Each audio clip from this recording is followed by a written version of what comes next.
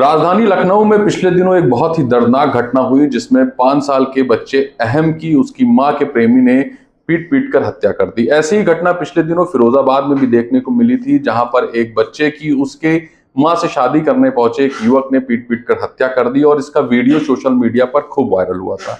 इस तरह की घटनाएं जब होती हैं तो सवाल खड़ा होता है कि आखिर किस मानसिक स्थिति में लोग इस तरीके की घटनाओं को अंजाम देते हैं। इसको समझने के लिए आज हम डॉक्टर पी.के. श्रीवास्तव के पास आए हैं, जो मनोचिकित्सक हैं और इस समय चिकित्सा अधीक्षक के तौर पर बलरामपुर अस्पताल में अपनी सेवाएं दे रहे हैं। सर, आपका बहुत बहुत स्वागत है ईटीवी भारत में। सर, मेरा पहला सवाल है कि इस तरीके की जो घटनाएं हैं, आप भी उनसे परिचित हैं। फिरोजाबाद की घटना काफी वायरल हुई थी सोशल मीडिया पर, उसको लेकर तमाम लोगों ने प्रतिक्रियाएं दी। कैसे देखते हैं इन घटनाओं को? प्रशांत जी, ये एक ज्वलंत विषय है और जो मैंने प्रथम दृष्टया में पाया उसमें पहली चीज़ तो यही है कि लोगों के अंदर एक सहनशीलता खत्म हो रही है। लोगों को गलत और सही का एक अंदाज़ा होता था। पहले हम कुछ भी गलत करने से पहले ये सोचा करते थे कि कुछ गलत करेंगे तो ठीक नहीं होगा और हमारे ये करने से क्या क्या हो सकता है। लोग आजकल इम्पल्सिव सा बिहेवियर हो गया है, बिल्कुल तुरंत ही निर्णय ले लेना और उस कार्य को अंजाम दे देना। उसमें ये भी नहीं सोचना कि सही और गलत क्या है। भौतिक रूप से कई बार ये एक तरीके की मानसिक स्थिति भी हो जाती है, जब हम लोगों से कम्युनिकेट नहीं करते, बातचीत नहीं करते, तो हमारे मन में कुछ भी गलत या अच्छे विचार चल रहे होते हैं और हम जब किसी शेयर नहीं करते, कभी बताते नहीं, कोई बात नहीं करते, तो कुछ समझाने वाले लोग भी नहीं होते, तो इस तरीके के क्रियाकलाप जो भी अक्सर सुनने में आते हैं, ये लोग अंजाम देते हैं इनको। दूसरा, एक सबसे बड़ी समस्या ये है कि लोगों के अंदर मोबाइल का एडिक्शन बहुत ज़्यादा है। मोबाइल पे बहुत तरीके के वीडियोज, बहुत कुछ चलता रहता है जो ईजिली एक्सेस्ड है। जिस भी तरीके के वीडियो को एक बार देखने की आदत पड़ जाती है, बार बार मोबाइल का सिस्टम, वो इंटरनेट इस तरीके का कुछ सिस्टम है कि वो आपको बार बार वही दिखाता है और आपकी मानसिक स्थिति को विदूषित करता है। ऐसी स्थिति में हमारा मानसिक स्तर इतना खराब हो जाता है कि हम दूसरा कुछ और सोच पाने की क्षमता में नहीं रहते और चीज़ों को इतना इजी तरीके से उस पर बताया जाता है कि हर व्यक्ति को कोई भी चीज़ करने से पहले ये सोचने की अपनी क्षमता का ज्ञान ही नहीं रहता कि हम वो गलत कर रहे हैं, सही कर रहे हैं या इसके क्या परिणाम होंगे। मेरा मानना ये है कि एक तो सबसे पहले लोगों को व्यस्त रहना चाहिए और खाली नहीं रहना चाहिए। कई बार जब आप बहुत ज़्यादा खाली होते हैं और कोई व्यस्त नहीं है, तो आप पूरा टाइम मोबाइल पे गुजारेंगे और इस तरीके की हरकतों को अंजाम देते रहते हैं। दूसरा, ये अपने आप में एक निश्चित है, कुछ मान मर्यादाएं होती हैं और उनका पालन हमेशा हर व्यक्ति को करना चाहिए।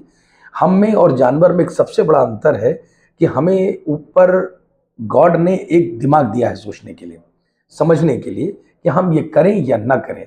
जब हमारी ये क्षमता अपनी तमाम से व्यसनों, तमाम से एडिक्शन, मोबाइल एडिक्शन, कोई ना कोई नशा करना, किसी की बात ना सुनना, लोगों से कम्युनिकेट ना करना, तमाम तरीके की बाधाओं से हमें मुक्ति दे देते हैं और हम अपना दिमाग नहीं लगा पाते, तो हम इस तरह की घटना को अंजाम देते वक्त ये भी नहीं सोचते कि हम गलत कर रहे हैं, सही। प्रारंभिक तौर की जांच में मुख्यतः पाया गया कि कोई भी क्रिमिनल रिकॉर्ड ऐसे लोगों का बहुत ज़्यादा नहीं मिला है, लेकिन फिर भी ऐसे कारकों को अंजाम दिया है।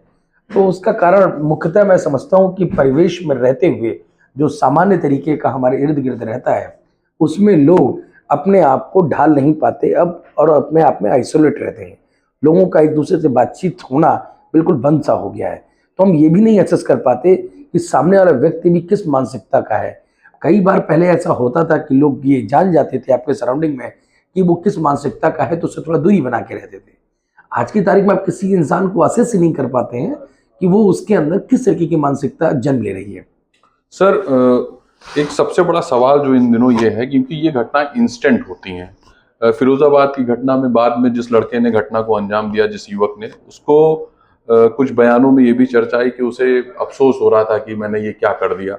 इंस्टेंट ये घटनाएं होती हैं, क्या इसके पीछे एंजाइटी या मानसिक स्तर, आप बेहतर तरीके से इसको समझाएं कि आखिर है क्या चीज़ है? बिल्कुल आप सही कह रहे हैं। जो मैंने अपनी भी बात में कहा कि जो लोगों ने भी ऐसे अपराध को किया, उसमें कमोवेश किसी का या ज़्यादातर लोगों का कोई भी मानसिक बीमारी का या अथवा किसी भी क्रिमिनल रिकॉर्ड का कोई मतलब ऐसा संज्ञान नहीं था। लेकिन फिर भी इस तरीके की घटनाएं जन्म तो तभी लेती हैं जब कहीं ना कहीं से आपका मानसिक स्तर स्टेबल नहीं होता है। जी। और मैंने यही बताया कि आपको गलत सही का अंदाजा ना रह जाए, क्योंकि एक डर, एक भय, एक हमेशा जो क्रिएट किया गया, ये बताया गया, या जो हमारे समाज में रहते हुए बताया गया क्या गलत और क्या सही है, जब इसका हमें अनुमान होना बंद हो जाए तो हम इस तरीके की वारदात को अंजाम देते हैं और हम किसी न किसी तरीके की एंजाइटी या डिप्रेशन या किसी तरीके के मानसिक विकार से ग्रसित हो जाते हैं और हमको अपने इस कार्य तरीके करने का कोई अंदाजा नहीं रहता है। सर, जैसे एक शब्द बहुत प्रचलित होता है, टॉलरेंस।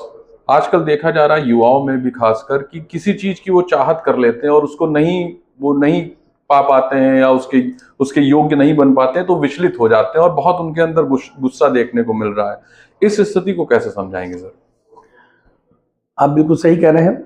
इनफैक्ट क्या है कि हमारे अंदर ओवर एक्सपेक्टेशंस, महत्वाकांक्षा होना बुरी बात नहीं है, अति महत्वाकांक्षी हो जाना बुरी बात है। और हमेशा सदियों से ये आया है, आज कोई पहली बार मैं इस शब्द का इस्तेमाल नहीं कर रहा हूँ।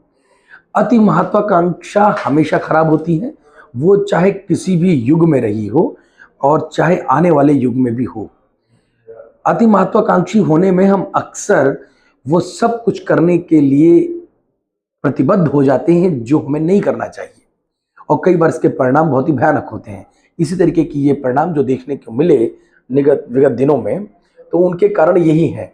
दूसरा एक कि हम बहुत सारी चीज़ें, अभी आपने जिक्र किया कि हम अपने टारगेट और काम को बहुत ज़्यादा सोच लेते हैं और उतना नहीं कर पाते हैं तो फ्रस्ट्रेट हो जाते हैं।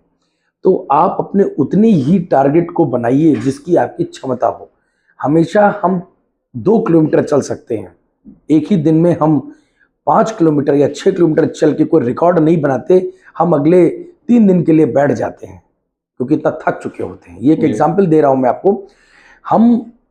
आप सोचिए अगर कैलकुलेट करके कि आप अगर 3 दिन नहीं चल पाए, तो अगर आपने 6 किलोमीटर चल के एक रिकॉर्ड बना भी लिया, तो आप जो सतत रोज जो आपकी प्रक्रिया है चलने की, आप 3 दिन नहीं चल के तो बराबर, तो आप कैलकुलेशन के हिसाब से तो जीरो ही हो गए।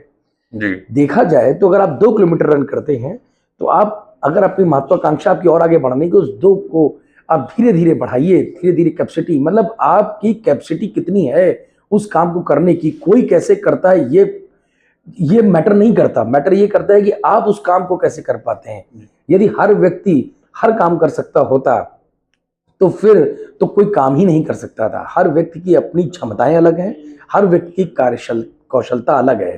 तो इसलिए हमें ये समझना ही पड़ेगा कि कौन सा काम हमारे लिए जरूरी है और कौन सा काम हमारे लिए जरूरी नहीं है। सर, एक और बहुत महत्वपूर्ण सवाल है कि इस तरीके की जो घटनाएं हुई हैं उसमें देखा गया है कि बहुत ही करीबी जो जैसे दोनों घटनाओं में माँ के संपर्क में रहने वाले लोगों ने घटनाओं को अंजाम दिया, ऐसे ही तमाम घटनाएं जो बच्चियों और बच्चों के साथ दुष्कर्म की होती है उसमें भी घर परिवार आस पड़ोस का कोई आदमी होता है, और कई बार दुष्कर्म के साथ हत्याओं जैसी भी घटना होती है, गंभीर और ब्रूटल मर्डर होते हैं। क्या ऐसे लोगों को हम लोग किसी भी तरीके से पहचान सकते हैं, उनकी बॉडी लैंग्वेज, उनके बातचीत करने के तरीके या उनके हाव भाव से? कोई क्या ऐसा है आपके पास तरीका जिनको इनके बारे में कुछ भी अंदाजा लगाया जा सकता है? बिल्कुल ठीक कह रहे हैं प्रशांत जी। मैंने अपने वक्तव्य में पहले भी कहा, कम्युनिकेशन एक्चुअली क्या है कि हम लोग ने कोई चीज़ देखी लेकिन किसी से कोई जिक्र नहीं किया। हम अगर बच्चे से ही शुरुआत लेके चलते हैं, अगर बच्चे ने अपने माता पिता को नहीं बताया कि फला लड़का, फला लड़की, फला अंकल या फला आंटी या कोई भी बुजुर्ग या किसी भी तरीके का उसने मुझसे ऐसा कहा, माँ बाप के पास सुनने का वक्त अगर नहीं है ये, या माँ बाप ये सुनने के बाद उस पर रिएक्ट नहीं कर पाते हैं या नहीं समझ पाते हैं या उसका संज्ञान नहीं लेते हैं, तो ये भयावह स्थिति होती है।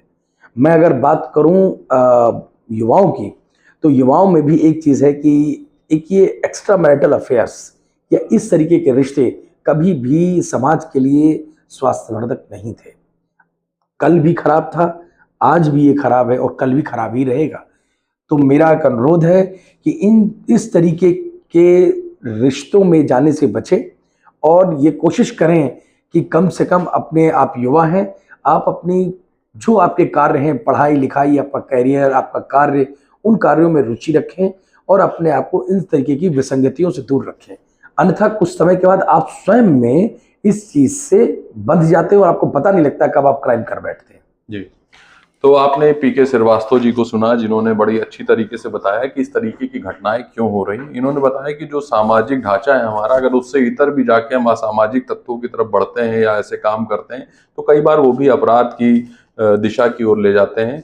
एक बड़ा कारण इन्होंने बताया कि फोन का उपयोग और कम्युनिकेशन, मतलब आपस में बातचीत ना होना, एक बड़ा कारण है जिसकी वजह से लोग तनाव में जाते हैं, एंजाइटी में जाते हैं और इस तरीके की घटनाएं होती हैं। वहीं इन्होंने परिवार के सदस्यों को भी ये राय दी है कि अगर आप लगातार अपने बच्चों से बातचीत करते रहेंगे, आसपास के लोगों से बातचीत करते रहेंगे, तो आपको थोड़ा बहुत अंदाजा ऐसा लग जाएगा कि ऐसा तो नहीं है कि कोई आसपास का आदमी आपके बच्चों के साथ इस तरीके की घटना को अंजाम दे सकता है। वीडियो जर्नलिस्ट विजय के साथ मैं प्रशांत मिश्रा, ईटीवी भारत, लखनऊ।